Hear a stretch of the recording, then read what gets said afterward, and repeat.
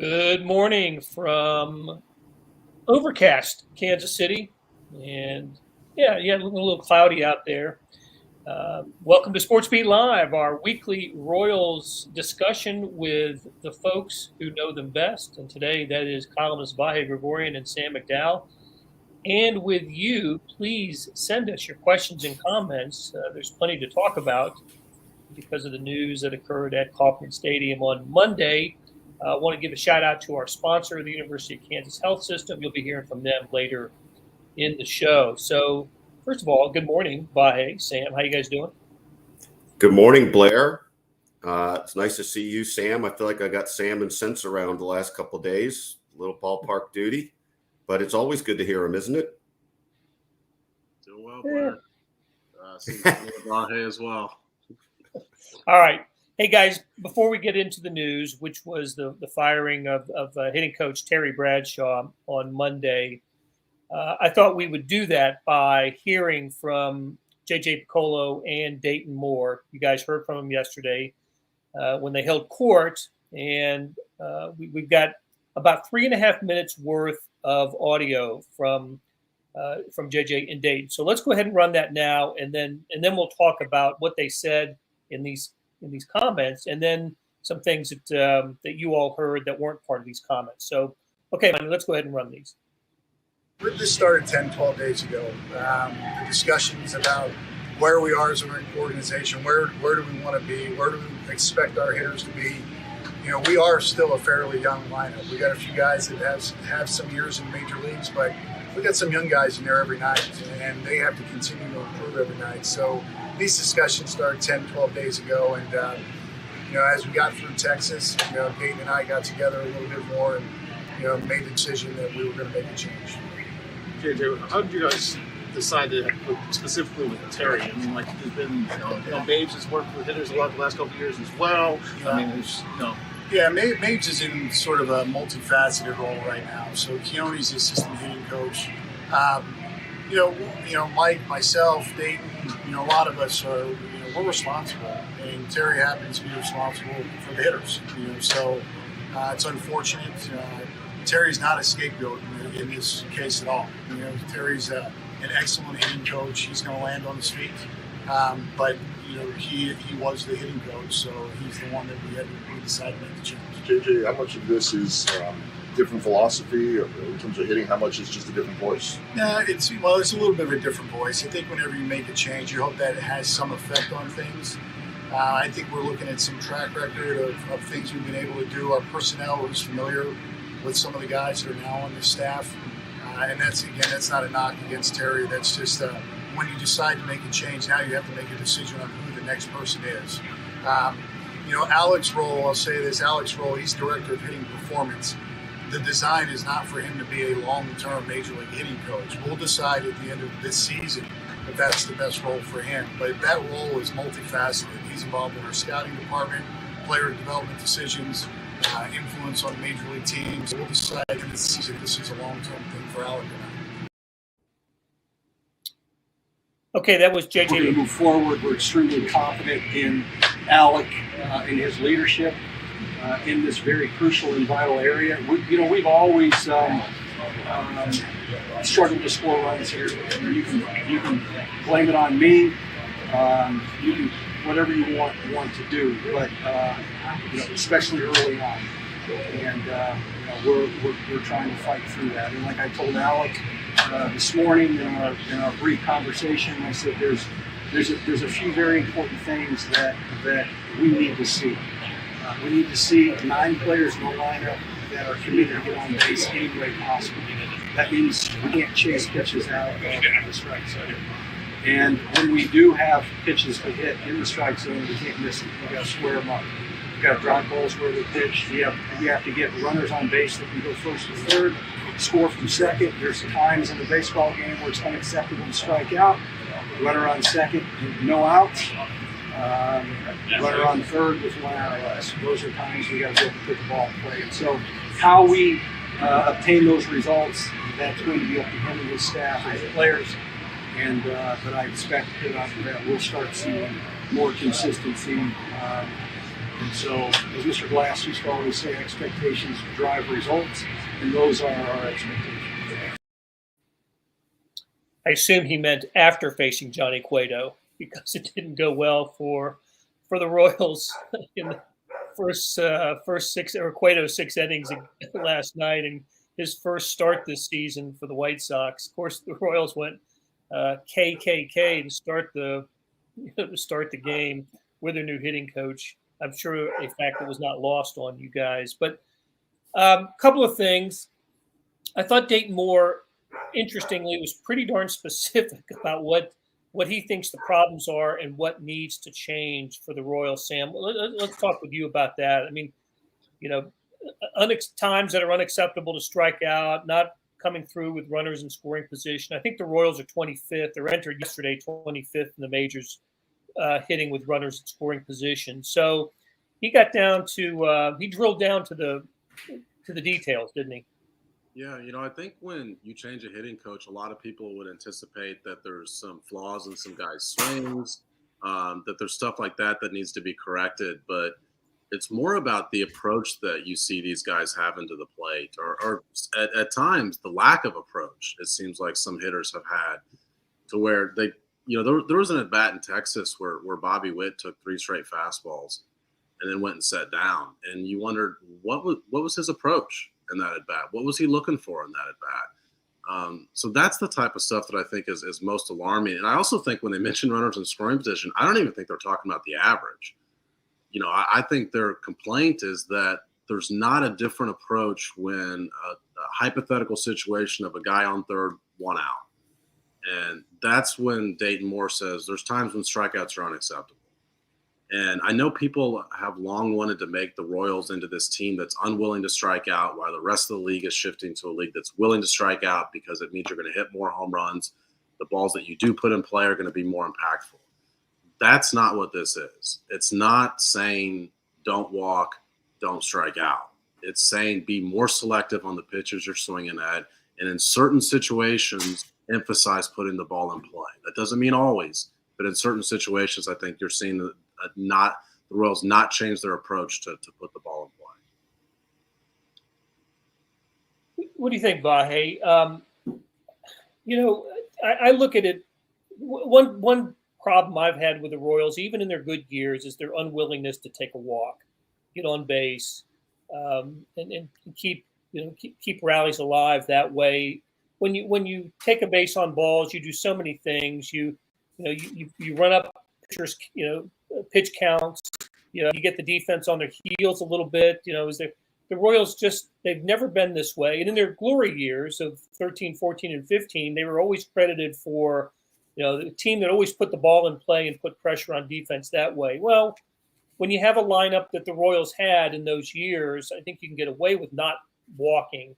But when you don't have that kind of lineup, and you're not getting on base, and you're swinging at pitchers when you're in advantage in the count, that sort of thing. It all comes down to philosophy and, as Sam said, approach. And I've always had an issue with Royals' approach at the plate for as long as I can remember. Well, I think that's exactly right. And I think, we can look at a lot of different things that happened or statements that were made with this move yesterday. But I think the most fundamental of all is that I think it's reasonable to imply or to suggest that Terry Bradshaw wasn't perhaps embracing what the Royals have been trying to do through a more holistic approach for a couple of years. And that sort of starts with Alex Zumwalt and the move to appoint him as the broader organizational hitting coach. There's like 8 other words in his title. I don't remember what they are exactly, but I think it's reasonable to say that. And I think Sam McDowell makes a great point. By the way, I guess we could just say Sam now, but I like saying Sam McDowell. Makes a great point about I don't think we're talking about the mechanics of a swing per se, right? I mean, I think that's more not on each guy to work out themselves, but that's a little different. I think it's the very essence of this is about approach. And of course that comes back to what are you trying to do, but also what are you chasing? And that word's come up a lot the last few days. The chase rates, and the chase range. I'm making up that part of it, but I think that's right at the crux of this. And what's been bugging you for years, Blair? It didn't get a sigh out of you, but it might as well have. So I think it's meaningful that they've done this. Obviously, we don't know what the effect is going to be, and it was worth a little cheap shot chuckle when the first three guys struck out after the big change. But the point here isn't for immediate fix. That doesn't really quite work that way. The point is to get at a philosophy and more in a more rooted way, I think. The chase thing, Blair, just to put a bow on that, because it is what they emphasize the most, both J.J. Picola and Dayton Moore. When you look at, Fangraphs keeps track of the amount of pitches you swing it outside the strike zone. And the Royals are bottom 10, but they're not bottom 5. They are bottom 5 in pretty much every other category. But I think that they've had games this season in which, the players have been told at some point that this guy throws a slider below the zone constantly. In fact, most of his sliders are out of the strike zone. So early in the count, let's not look to hit the slider unless it's up. And you're seeing a lot of hitters still chase the slider. And so I think it's not just seeing that the first time through the order, but I think the Royals have been more frustrated with seeing that the second and third time through the order, that there have not been the in-game adjustments to things like that. That's a good point. Look, Terry Bradshaw was, from everything I've heard, universally liked by the players in the clubhouse. And Vahe, I know you talked to Whit Merrifield about it yesterday, and he was shouldering the blame for the performance of the hitters, and it cost Terry Bradshaw's job. But I got to tell you, I looked this up. It's not unusual to make changes like this. Terry Bradshaw has been the hitting coach since 2018. He is. Let me see if I've got. Let me pull this up. In the last 10 years, Terry Bradshaw was the 5th hitting instructor for the Royals. They've had more hitting instructors and managers in that time. So it happens in baseball. You do turn over, the hitting coach, pitching coaches, bench. You turn over your staff when things aren't going well. And and before I bid farewell to Terry Bradshaw, keep in mind he's the same hitting coach that that was on the staff when Salvador Perez hit 48 home runs and drove in 121 last year, when Jorge Soler hit 48 home runs a couple years earlier. Whit Merrifield with his, I think he has the most hits in baseball over the last, 5 years or so. Terry Bradshaw was the hitting instructor for all of that. So the Royals off to a bad start, a start that has not lived up to anybody's expectation. And I think that, as much as anything, is the reason that a change was made. Are you, Sam? Were you okay with the timing of all of this? That they hadn't reached a 40-game mark, a quarter pole of the season, which is kind of a traditional spot for an evaluation. The Royals are we're not there yet, and they did it coming off of a road trip in which those last 3 games they had their best offensive performance of the season, right? 26 runs in the 3-game series at Colorado with when they took 2 out of 3. So is the timing okay for this? Yeah, I guess I would say no, but I would also say that the timing is never really great for something like this. So probably the Royals came to this decision, I think, about 10 days ago, maybe 2 weeks ago. From what I'm told, that Yankees series was kind of the series that it was like something's got to change. They scored 6 runs in 3 games that series, but it was all the stuff we're talking about that was really accentuated during that series. They went to St. Louis for 1 day, did not score, come back, they win a game, but then the next day they get shut out again for the second time in 3 days. And I just think that was the stretch that sealed Terry Bradshaw's fate. I understand that when you come out of Colorado and you're also coming into warmer weather, And so I'm sure Terry Bradshaw was like, this team is going to hit better, whether I'm here, whether Alec is the guy here, or whether nobody is here, because the weather warms up. The ball might actually start going out of Kauffman Stadium. Although we saw a ball last night that I think Whit Merrifield was shocked did not go out of Kauffman Stadium. And so I think that there's going to be other factors at play, that this line right now is going to be a kind of an arbitrary separator now, because this is when they made the change. However, Mike Matheny said last night, it's only 31 games through the season. Of course, that's 32 now, but he said it's only 31 games through the season. There's still plenty of time. And it's like, well, you can't say it's super early when the organization just decided it was plenty of time to evaluate their hitting coach. I mean, it's no longer early. The organization just told us that yesterday. It's no longer early in the season.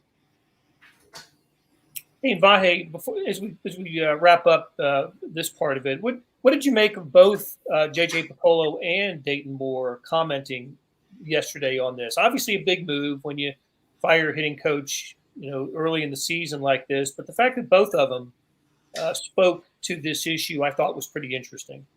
Yeah, I thought so too, and it interesting in a lot of ways. I think I'd urge anybody watching to make sure they see Sam McDowell's column from yesterday that really delineated an important point. We've got this restructuring over the last 7-8 months of the front office, with Dayton Moore moved from general manager to president and JJ taking over as GM. And a lot of people, I think, just sort of thought, well, it's business as usual. They just got bigger titles. But I think Sam points this out very well, and Dayton confirmed it later, that there is a change here, and that this was really driven by JJ. I think Dayton felt the need to speak because he so often has done that. And I think, Terry's one of his guys, so to speak. But I think that whole scenario was a first for the Royals under this new regime. I don't know whether such big moves in the future will mean they'll both talk, but it does make me kind of smile to think that we had basically 2 hours and 45 minutes of access to the Royals' prime decision makers when this happened. Wouldn't happen with every franchise. No, across sports, right? Okay. Hey, let's take a break here and hear from the University of Kansas Health System.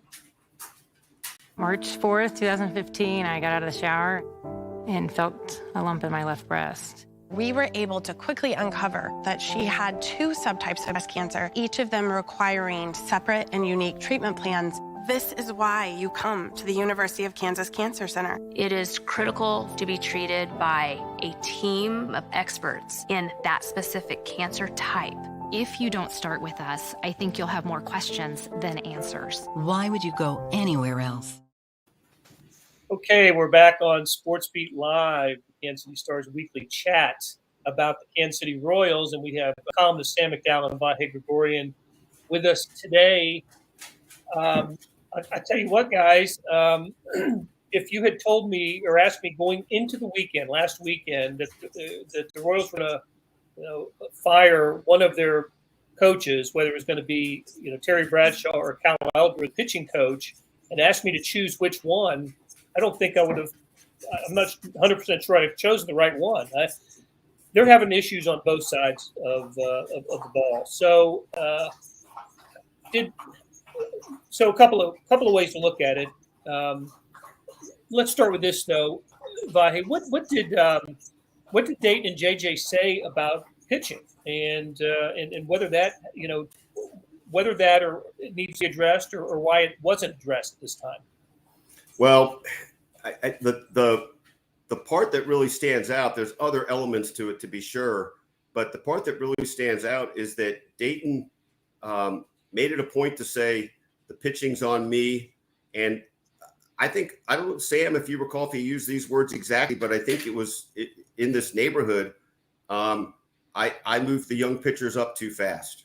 I mean, it was of that nature. And then getting into the complexities of developing at the big league level. So I think that was interesting. And it seemed to me to suggest that at least for the foreseeable future, the organizational stance is that this was about a philosophy that hasn't played out the way they want it to, less than it's about the pitching coach at the major league level. Now, we've had this talk a little bit before, and I think there's a really interesting delineation here too, with what they were seeing in the hitting game was people, as we talked about earlier, not executing or seeking to execute the approach that they're trying to instill.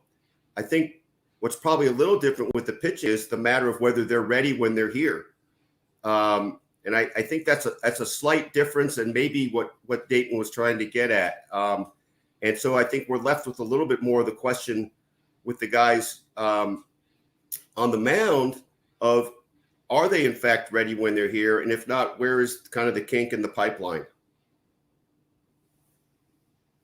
Yeah, I think Vahe makes a great point. I do think that's the distinction between those. I mean, that's basically what Dayton was saying, I think, when he said that was, we brought these guys up when they weren't ready, and they believe the hitters. And I also do want to point out with the hitting, I don't think that Terry Bradshaw gets fired because of a lack of development of Bobby Witt or MJ Melendez, because I know that's where a lot of people want to look to. It's the young guys.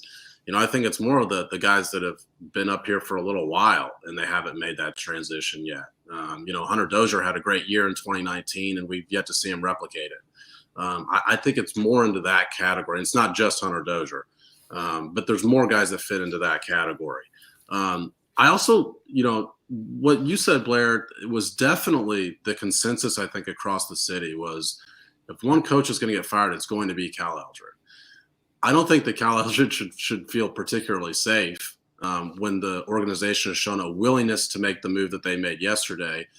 I do think that he has a few more examples, and maybe it's just purely because it's relatively speaking, to point to and say these guys are success stories this year. I look at the lineup, and I think it's really hard to come by success stories this year. Maybe Andrew Benintendi. Otherwise, you've got a lineup full of struggling hitters, guys that are hitting below expectation. With pitching, you've got some guys pitching above expectation. You've got a few guys in the bullpen. You've got Daniel Lynch. You've got Brad Keller. I mean, Zach Greinke hasn't been bad. We all want to point to the guys who are struggling, and that's certainly part of the resume as well. I mean, Chris Bubich, Brady Singer's going to throw a game of the doubleheader today. It's going to be interesting to see his development. But I'm not saying that Cal Eldred has done a fantastic job. I'm just saying I think that if you're comparing the two positions, one of them made a little bit more sense to give a little bit more time than the other one did. I can't help but think that the Royals were a little bit of victims of circumstance. It came to the draft class of 2018, where they loaded up on the pitchers, the college pitchers, and who were the idea being they were more major, closer to the major leagues than if you'd taken high school pitchers, like they did last year with Frank Mazzucato, who, by the way, is making his first professional start on Wednesday. But then the timetable got all screwed up because of the COVID year and the strike this year. It just seems like the development calendar really kind of played havoc with the Royals' development of the pitchers. Now, you could argue that because they're more mature, when the Royals drafted them, they should have been able to handle that better. But to hear Dayton Moore shoulder the responsibility for the lack of pitching development by some of these guys, that's not how the Royals necessarily view it. That there's a reason why a Kowar and a Bubich and now even Carlos Hernandez haven't lived up, and then of course Brady Singer haven't lived up to the expectations. Is there a possibility that Royal scouting just misfired on a handful of guys, a percentage of these players, and they're never going to end up being what you hoped a player drafted in the first round or first two rounds you hope would be? I think that's a possibility, but I also think we've seen glimpses in even the two guys you just mentioned, who've been probably the two of the most enigmatic or in a certain way disappointing. One other thing Dayton said yesterday that I thought was interesting. Sam, again, clarify if I'm not remembering the wording right, but he basically said if he had a chance to do it over again, Singer and Bubich wouldn't have wouldn't have pitched at the big league level in 2020. And when you throw in the COVID time warp and all these other things, you can see that there's stuff in the arc of this that is a little messy and confusing. So I certainly don't feel like boy, it's just never going to work out with these guys. But I guess I wonder, because again of their advanced age when they came up, and we know that college ball isn't the same as even minor league baseball or high minor league baseball. But I don't know, Blair. I think you ask a totally fair question. I guess I just figure I still like what's in there if it can be extracted. I mean, when you look at the age of these guys, Singer, I think, is only a year younger than Brad Keller. I think Bubic is 24, going on 25, but Kowar and Singer are 25, going on 26. So, yeah, they should be here by now. They should be contributing in a more significant way by now. And it's absolutely possible that the Royals whiffed on the players themselves. Now, I understand why they liked Brady Singer. He's got 2 really good pitches. Desperately needs to develop a third pitch if he's going to throw and start at this level. I think right now he could be a very consistent reliever, 8th inning guy. But you don't draft a guy 118 to be a reliever. You draft him to be in your rotation. Now, at this point, you got to get the most out of him that you think you can. And I still think he deserves a start. You need to see what you get out of him as a starter. You're not in a win now mode, although you'd like to be in a win soon mode. But I do think, to your question, Blair, it's absolutely possible they whiffed on these guys. I think it was the circumstance that prompted them to take all those college pitchers. They will tell you and tell you that those were the guys that were at the top of their board when they drafted. And that's why they drafted college pitchers. It wasn't this mindset going into the draft, although they knew the draft was high on college pitchers. But what it does is it flips the way that they're building this thing we always look at 2014 and 15, and why wouldn't we? Because that was a successful run in the modern era of baseball for a small market team. Well, they developed that team with hitters. They developed their own hitters. They went out and got pitching. They went out and got James Shields and Wade Davis and Vargas and Guthrie. Like, they went out and got pitchers. Now they're trying to develop their own pitchers. And so it's a little bit flipped compared to what it was. And I think that they're seeing that it's not just a Kansas City Royals thing. It's a baseball thing that it's harder to develop consistent pitching than it is the hitters. Absolutely. I'd add Edison Volquez to that list as well. Absolutely, yeah. How important was he? And then look, even Johnny Cueto, the aforementioned Johnny Cueto in the late season trade in 2015. That's exactly right. So it gets me wondering and a little worried about if, listen, on a percentage basis, not all your baseball draft picks are going to work out. In fact, a low percentage of them are going to work out. But I don't think the Royals can afford to have, based on the structure of their rebuild, that you can't have the pitching class of 2018 become a failure. And there's just too much invested in that class.